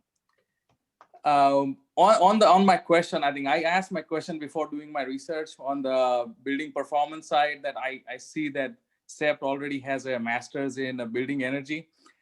I think my firm, we kind of do a lot of consulting, and that's becoming the trend. And I'm glad to see that CEPT has a master's in that program.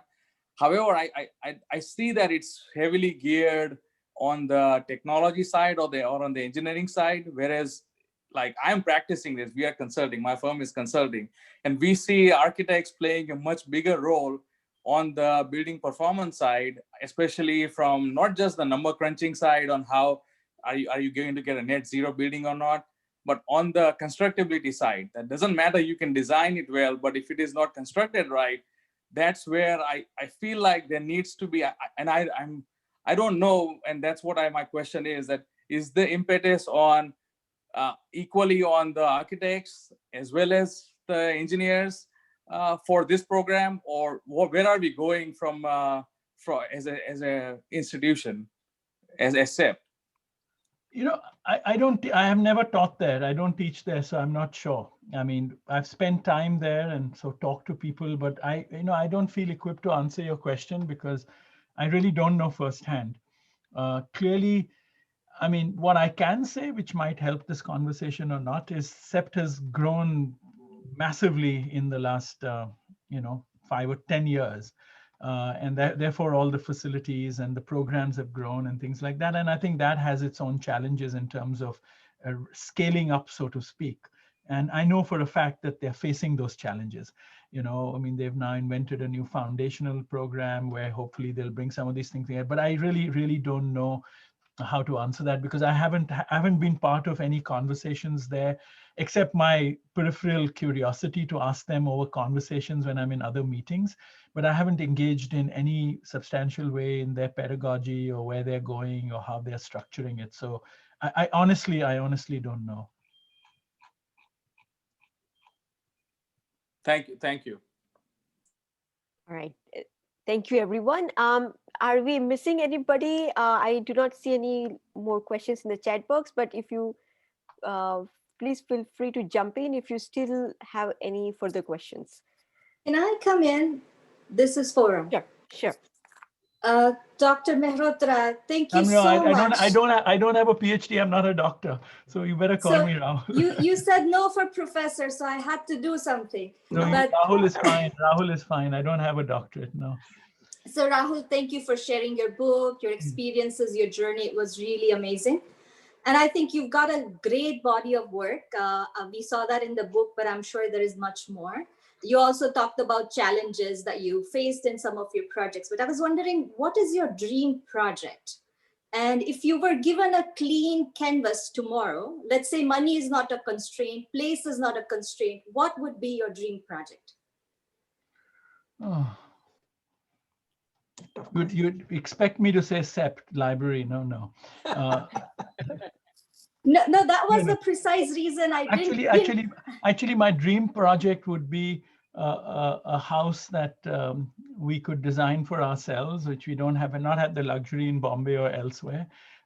And it would be a house that's as small as you can make it, potentially. Seriously, that would be my dream project. That's why it stays a dream, right? Thank you. Thank you. Any further questions from anyone? All right, looks like. I just had a question. I mean, Rahul, I mean, it's been amazing listening to you and sharing what you all just shared. I had a question regarding what's happening right now, the pandemic. Like it's been repeated for the last 3 centuries. How do you see this shaping our future, where the virtual is real and the real is virtual now? Well, I mean, look, if I could predict that, I would be like everywhere. No, but I mean, I think what's going to happen. I mean, these are moments in time and history, with shifts where an event, I mean, I remember as a student reading Octavio Paz, who was the Mexican ambassador to India, who was also a poet. And he wrote a book called, I think it was called One Earth and Many Worlds or something like that. I can't remember the title, where he talked about these long and short counts in history. And he said, short counts are counts that seem unique at the moment, but are actually repetitive in the long durée. So for example, the pulling down of the fort walls in Bombay or the pulling down of the fort walls in Vienna when cities were expanded in the 1850s and 60s seemed like major events, right? But they were repetitive, happening all over the globe, and they were merely small tweaks in technology, really, correct? But he said the big counts were big shifts that occurred where, entire nations or entire continents or parts of the planet were affected. So he talked, and they also cause kind of fundamental shifts in mindset, no? So he said, for example, certain kinds of technologies, like, I think with information technology, that's created a completely different shift. He even argued that big shifts of demography, which is what is happening with migration and refugees, could create complete mixes in certain societies, which create major mind shifts, right?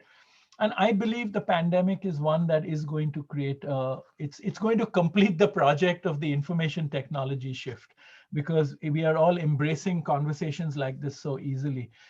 And what will become acceptable for the virtual and what will be acceptable for the real will change. I mean, I remember when I was a student, when information technology was being introduced, people were saying Wall Street will be redundant once there's communication technology, and that proved to be completely wrong, because face-to-face contact proved to be even stronger for deals than the virtual, right? So some things that we are seeing right now as having a lot of wings will actually diminish. But I think there will be residues of this which will allow a completely different relationality between how we see the home and the world, how we see our localities and how that locality is situated in the world. What form they'll take, I don't know. Right now, what is happening is, there's so much being convened, because the power to convene by the virtual is enormous. No, I mean, I saw a beautiful cartoon which had, a skeleton sitting by a laptop, and it said "Death by Webinar." Because everyone and his cousin are having a webinar now, and when you go to many webinars, it just becomes a forum for people to talk who are not equipped to even be given that dais. And someone said, what is happening on webinars today is what formerly happened in bars. People went and they expressed their opinions, and then you went home and you were free of it. Now you're not free of it because it's recorded, because it's on Instagram. So you're subject to everyone's opinions. So some of that will go away. And I think we'll become more cultured about it in the way we use these technologies. And there'll be a culture that will, I think, develop around it. No, right now, for example, I can't avoid any meetings because all the excuses I had, I was on a plane, I was traveling, I was driving to school, have all gone, so my days have become twice the length because I have run out of excuses. There'll be a culture that will develop around it, and there'll be a culture that will develop how we convene. Sorry, I'm going on and on because I'm really not clear what the effects will be. But if I had to just give you 2 sentences of my own take, I think we'll move into a kind of hybrid set of relationships, even in our dealings, in our teaching, in our practice, in our profession, because we'll realize many things can be sorted out. There'll be one more moment on the spectrum. So, earlier it was email and face-to-face. And I remember I was talking earlier about the problems of practicing like this. There would be sometimes a contentious issue on a project, which would become 150 emails long. Then I would go to Bombay and have a cup of coffee with the client, and it would disappear face to face, right?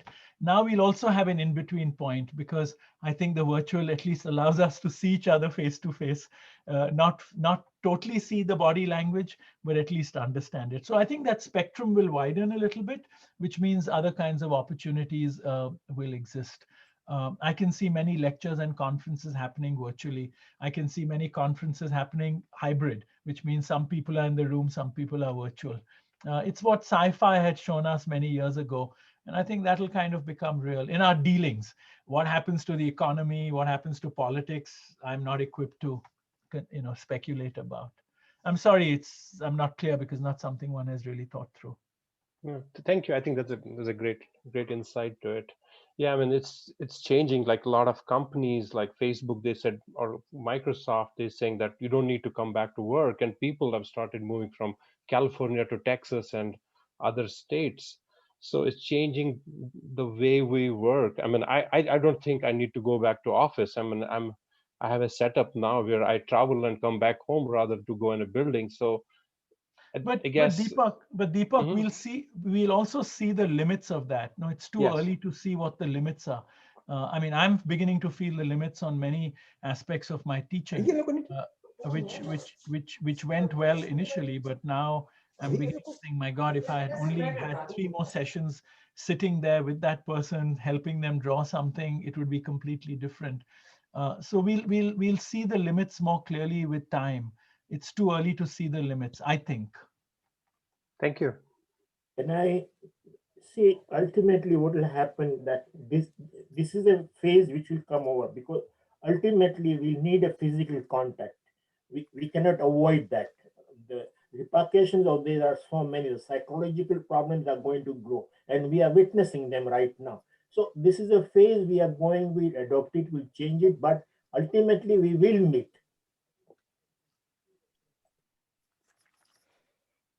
Thank you. Thank you for a great conversation. Do we still have anybody else who would like to ask a question? Well, I'll just pipe in, not with a question, but partly just to say hello to Rahul, irrespective of all the text messages. But to extend, all this conversation about the pandemic, and one has been finding that there's a lot of, there's new understanding that sort of the old Western world, not the old Western world, but the developed world has a lot to learn from other parts of the world.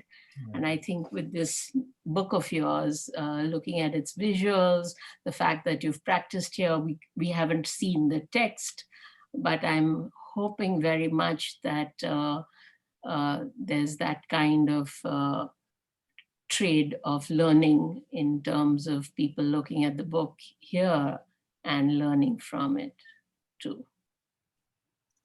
Thanks. No, Avni, I think part of the motivation was also really that is that, how can one, and I know this is something that's been of interest to you for a long time, and you've had many forums that you've supported and facilitated around this. I'm coming to this conversation maybe 2 decades after you did, but really how one can frame the problems from another perspective, outside the hegemony, in a sense of the Western framework. And so part of the voice in the book also, one has written it in the first person with the hope that, not only is it situated in experiences, but hopefully coming from another perspective. But I might not be aware of my own implicit biases having studied here in the US, but let's say it's a start, and be interesting to, after people like you have read it, to have a conversation around that. Well, I saw your earlier book, which had the classification of the different types of architectures. So I think you've been doing this kind of work of seeing what's local, what's hybrid, what's modern, what are the different types of technologies, forms, etc. So, and in fact, that book, I'm glad you referred to it, because this book opens with the experience of that book. And that book was called Architecture in India since 1990 for 2 reasons. One is our liberalization occurred then with the new economy, but also I started our practice at that time. And there, the premise, I think, as Avni was alluding to, was really, if you remove the lens of modernism, what do you see on the Indian landscape?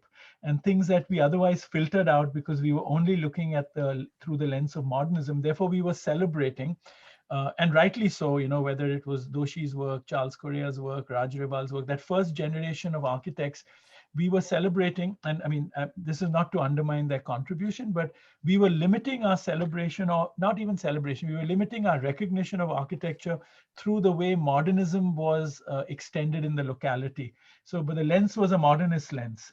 And so that book was about removing that lens and seeing other things, not to legitimize other things, but just to bring the awareness that, look, there were bigger projects happening which don't even include architects, because they use ancient images and they are not part of the legacy of modernism. So this book actually has been designed in size and volume and format exactly as that book. And that book, we left out all our work because we didn't, one was wearing the hat of a critic. And so one is actually, Avni, I'm glad you referred to it, one has used the same format as that book, but reflected upon our practice. Thank you. Thank you for a wonderful conversation. And it's been a great event, because you don't know whether you're in Ahmedabad or whether you're in New York. I mean, you just can't tell. It's just so natural. So thank you to the organizers. Yeah. Please do more of these. Yes, we will. This is the first one that we started, so more to come. Do we have anyone else who would like to have a question, jump in, just say hello, have a conversation? And Kirti will keep reminding you about New York, the rendezvous in New York. Of course, we'll have to do it. All right. Rahul, I think that initially when you just started, right? I mean, in this forum today, you asked this question that's got me thinking since the time you said this. Does permanence matter? Right. That is quite a fascinating thing to ponder upon. I think about Burning Man, where people come together for 9 days, build things together, celebrate a culture together, and then they go, right? And there are people, young people these days that are thinking about, I don't want to be associated with just one place. That's my permanent home. I want to experience different things. So it's quite a fascinating question. I don't know. I just wanted to share that. You got me thinking on a different note there. But if you, I mean, for whatever it's worth, if you just Google my name and TED Talks, it's a 12-minute talk on this, and you'll enjoy it if you're asking these questions. Because I touch upon Burning Man, I touch upon all of this. Oh, really? Okay. So just Google. It was last year in Vancouver, maybe a year and a half ago. So it's 12 minutes, very short, but it'll answer your question in some ways. Yeah, no, it just got me. I just wanted to say thank you for bringing that, because it just got me thinking about some things. So I'll definitely check it out. Thank you. Okay. Thank you. Do we have anybody else? I have just a question and comment to Rahul. Is that I think what you touched up at the end is a very, very been sort of thinking for last 30 years is the first generation of architects always looked it through the Western lens to solve the Indian problem. And I think now there is quite a body of work being created. And is there anybody documenting that sort of a change in a trend, the kind of quantifying or the kind of the whole new process that is a really worth celebrating? I know your book is kind of tells something about the architecture in India since 1990 tried to do that. And now I think there are many architects who are at least publishing their own work. So you're beginning to, see some of that. And I think the magazines in India are covering more of that kind of work. I mean, I think the most important book which started this question and trend, but yet was an extension of modernism, was Vikram Bhatt's book, which was After the Masters, where he at least opened up the discussion, which made us look at the first generation. And I think the first generation was very important because, yes, while they were, look, I mean, I think modernism was a kind of Nehru agenda which neutralized. I mean, the way I describe it is the agenda for the first 20 years stipulated by Nehru was we were trying to create a nation state. And so therefore it was all about an architect. It was all about Indian architecture, right? That means it was about architecture being used to define India. And I think that generation did an incredible job about creating this pan-Indian identity. But then from the 1980s, basically the emergency is when the disillusionment dawns. And at emergency, we realize that actually the optimism of independence and what we had hoped for diminished. And we recognized there was poverty, there was fracture, caste and religion were yet omnipresent in the informing of politics. And our politics after that became regionalist, right? Regionalist parties started emerging everywhere. And then we moved very quickly into coalition governments, right? So if you look at the political landscape, you can't avoid that in understanding the architectural landscape. And so therefore, things were being built regionally, which began to get a lot of significance at all ends of the spectrum, from Laurie Baker working with low-income people to big temples being built for Akshardham and other things, right? And so you got a bit fractured. So therefore, that's why I called the book Architecture in India, not Indian architecture, or not an so like Charles Courier's Vistara was called an architecture for India, or Raj Rival's, one of theirs, So it was yet for that first generation, it was the agenda, rightly so, was the construction of a pan-Indian identity. I think for our generation, the challenge becomes how you create a narrative outside architecture that perhaps creates this idea of India, which is, as we all know, in great threat right now. And so, I think our role and our instrumentality in that narrative, whoever talked about stories being a very important part of what they learned at CEPT and being important for this, becomes something that we really have to think about in how we position, architecture in this larger debate. So I think that's a very interesting question, one we can actually have a whole conversation about. Hi, Rahul. This is Amit Patel. I think Kirti had some follow-up. So let him, sorry, Amit, yeah. No, the question came when I was like, I think 96, there was a exhibition arranged in New York called Architecture of Independence. Yes.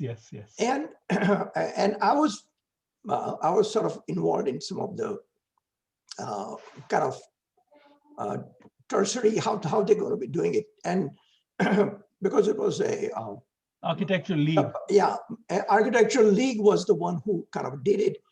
And while I was sort of at some of the talk that Doshi gave, one Korea gave here to Asia Society, some of these, my American friend came in, he says, this thing looks like you are still having, the colonial mentality hasn't left India, and it's reflected in architecture after independence, which is continuum of the colonial legacy. And I kind of felt that particularly didn't start it. It's sort of academia was still trying to fit into the Western kind of. Totally. Yeah, totally. And I think I still don't see a academia architectural are kind of clearing that direction or defining the direction. And maybe you are at the position that you probably can have something that people understand, or I guess you can articulate the sort of need for that. No, I think that's it's a complicated question and an important one. And I think these sorts of discussions and many more and many other self-reflections like this will at least give us some way forward, and it'll take a while. And I think the first thing in this step is to accept a broader array of things, be more pluralistic about what we accept as being legitimate. That becomes a value judgment that locks us into the old path. And I don't know how, but Kirti, on a lighter note, that I came for that because they also did a conference to complement the exhibition called an Architecture of Independence and the next generation or something. And so I was that's the first time I used my passport. As I was saying, I hadn't used it for 10 years. So that was and I felt like Rip Van Winkle because I hadn't been part of these discussions. But I don't know the answer to your question, but it's a very important one. May I say something? In SA50, when we celebrated, there were two phases. One was last 50 years and future 50 years. So for last 50 years, I wrote an article which is published in an essay publication. I called it Self-Inflicted Colonization of Indian Architecture. And in which my sentence was that when British left India, we forgot to ask them whether we should design Indian architecture in modern context or modern architecture in Indian context. And I think we followed the modern architecture in Indian context because we assumed that was the answer. It was a very critical essay, and if anybody is interested, I will share it with you. Well, I'd be very interested. It's in the book. It's in the book of the publication of CEPT. Yeah, I'll send it to you now. So it was modern architecture in an Indian context or an Indian architecture. In modern context. Very good. Yeah. Send it to me too. Yeah. Yeah. I was just looking at the same critical viewpoint that Rahul and you are talking about. Yeah, no, it becomes a very important question. Yeah, yeah. All right, thank you. Amit, I think you had a question. Sorry, Amit, we cut you out. Yeah. No. That was very interesting conversation going, and I'm going to switch it a little bit for my selfish interest. I don't know if you remember me, but from UMass Boston, in your neighborhood. Yes. And we met at Slum Symposium that you organized. Yes. And as a creator of institutions, I want to remind you that we discussed the possibility of doing that over and over again to keep the slum in the debate. So was wondering if there are any thoughts or things going on that that you're doing on this. It's interesting you asked the question, because the last 2 months, 3 months during this, we have been trying to have a conversation of at least trying to put together what was discussed there and get that out as a connection to the next one. We haven't, I mean, the pandemic has disrupted things so much, but that's an ongoing conversation right now, because we felt just to get a PDF and get it out virtually as a book in digital form would be a good way, because then among whoever was there for the conference, someone else might pick it up and carry on the conversation. So let's keep in touch on that. Good prompt, you've reminded me. I'll write to them again. Thank you. All right, thank you for the conversation. Do we have anybody else? No, we can go on like that. Yeah, right. We also do not want. Yeah. Yeah. But you know what might be nice, Neha? I mean, Kirti and Jinraj's questions and responses, you know, it might be nice. I mean, we could do this. I mean, maybe you can sometimes we could even just do a theme and get together and chat about the theme, no? Yeah, that's a good idea too. Yeah, whether it's artificial intelligence, some other people might have thought more about it and they could contribute, or Jinraj's question about modern architecture and, you know, Kirti's question, which is similar.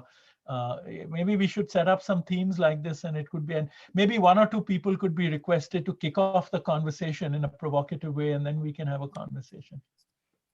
Yes, perfect. I mean, this is a great suggestion, and we will definitely work on those ideas. Rahul, thank you so much. Thank you so much. No, thank you all. I mean, this has just been super fun. Thank you, Rahul Mehrotra, so much for, you know, we had initially planned the event for 1 hour, but, you know, it is like 2 hours, 15 minutes now. Oh my gosh, I didn't realize. I hope we have not exhausted you with the flood of questions. No, we could have gone on. I mean, I thought Jinraj was now starting a conversation that would go on for another 1 hour.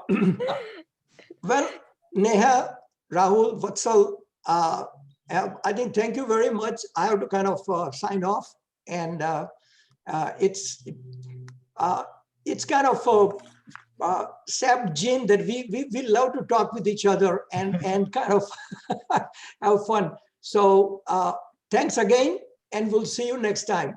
Yes. Okay. Look forward soon. Thanks. Happy holidays, everyone. Happy holidays. If the debate started going on, we would have been here all night.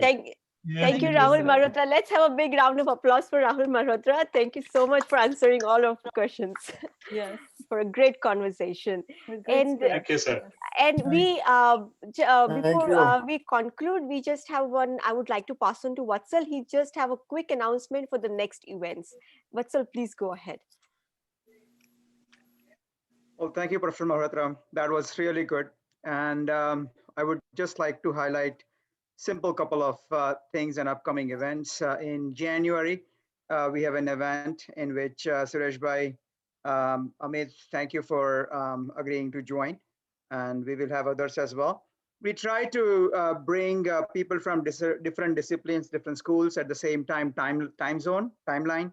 So we try to keep it quite diverse. And in the same fashion, recently, Neha, Timir, and Ganju suggested us starting with this concept as well. So we are just trying to dabble in different areas. And Rahul, that you suggested about having topical discussions would be a great way for us to get that discussion started as well, so that we can interest people in different ways and different directions. So with that, again, I just wanted to highlight that we would want to connect with people in different ways, so professional, social networks and all.